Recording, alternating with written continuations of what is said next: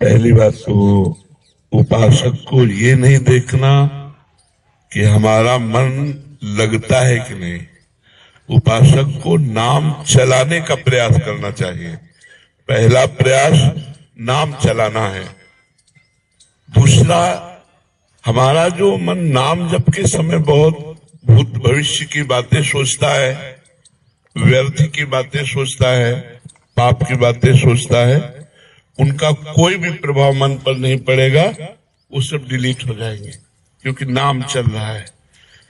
और बहुत जन्मों के संस्कार हमारे नाम में भरे पड़े हैं। जैसे जैसे हम नाम जप करते हैं वो अपने संस्कार भागवतिक डालता है मन पे और मन के जागतिक संस्कारों को बाहर करता है। और उपासक उस प्रक्रिया को समझ नहीं पाता और वो विचलित होकर सोचता है कि जब मैं नाम जप करता हूँ तो मन नाम में न लग करके संसार में जाता है। तो पहली बात तो आप निश्चिंत रहिए, आपका नाम जप करने से ही काम बन जाएगा। मन भले संसार में जाए, मन भले इधर उधर का चिंतन करे, उसे कोई फर्क नहीं पड़ता। जैसे अग्नि में दाहिका शक्ति है तो आप भाव से छुओ या अनजान को या कोई जान के जैसे भी छुओगे उसमें दाहिका शक्ति अपना काम तुरंत करेगी, आपको जला देगी, स्पर्श करते ही जला देगी। जैसे अमृत में मारण शक्ति का नाश करने वाली शक्ति विराजमान है। आप जो ही अमृत पिएंगे आप मृत्यु से बच जाएंगे। जैसे विष, उसमें मारण शक्ति विराजमान है, आप जो ही पिएंगे आप मर जाएंगे क्योंकि उसका प्रभाव है। ऐसे नाम में आनंद शक्ति, तारण शक्ति, पाप क्षय शक्ति, दुखों का विनाश शक्ति, ये सब विराजमान है। आपकी जिह्वा से नाम छुआ कि आपका परम मंगल होगा।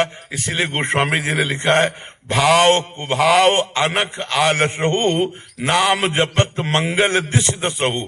भाव से या कुभाव से, अनख से या आलस्य से जैसे भी नाम जप किया जाए वो हमारे सारे पापों का नाश करके, चाहे जहां हम देश विदेश कहीं भी दसों दिशाओं में हो, हमारा मंगल हो जाएगा। इसलिए हमें प्रधानता रखनी है नाम जप की, ना कि मन लगने की, क्योंकि नाम जप के प्रभाव से ही चंचल मन स्वयं वशीभूत हो जाएगा। हमारे रसिक महापुरुष श्री ध्रुवदास जी से पूछा गया कि मन बड़ा चंचल है, कहीं भगवान में लगता नहीं है, तो इसका क्या उपाय है कि मन को लगा दिया जाए। तो उनका मन तो चंचल सबनते, या को कौन उपाय। तो बोले साधन को हरि भजन है, कै सत्संग सहाय।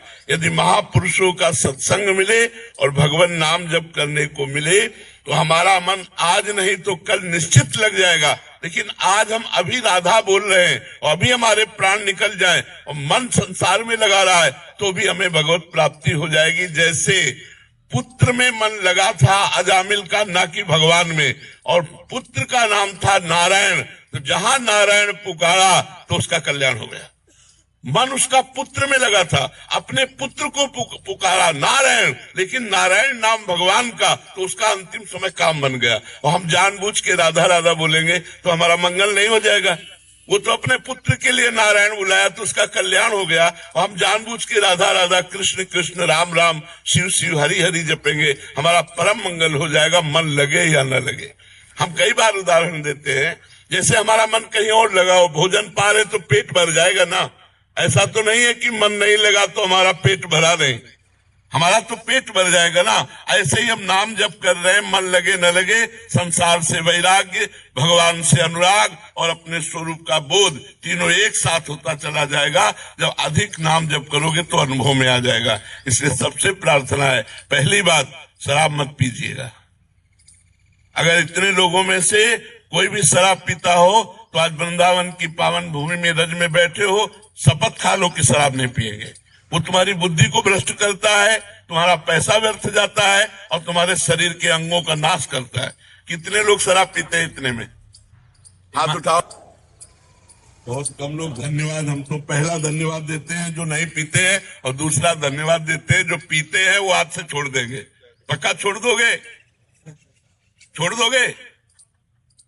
हाँ, पहली बात शराब नहीं पीना। दूसरी बात, राजकीय, राष्ट्रीय और व्यापारी, इन उद्देश्यों में जो देश विदेश जाते आते हैं या जो हमारे देश के संरक्षक हैं, उनको मांस भी परोसा जाता है। कोशिश कीजिए, हम ना की कसम नहीं खवा रहे, कोशिश कीजिए कि आपका आहार मांस शून्य हो। जैसे हमारे राष्ट्र सैनिक हैं, इनको सुविधा होती है, खा सकते हैं और चाहे तो ना भी खा सकते हैं, तो हम जोर नहीं देते, लेकिन प्रार्थना करते हैं कि बिना मांस के भी शरीर में बल आ जाएगा यदि आप संयम से रहेंगे और पवित्र भोजन पावेंगे। किसी जीव का मांस ना खाइए, क्योंकि ये पाप आपके शरीर को अभी नहीं तो आगे चलकर, और इस जन्म में नहीं तो अगले जन्म में बहुत दुख भोगना पड़ेगा जो दूसरे शरीरों का मांस खाते हैं।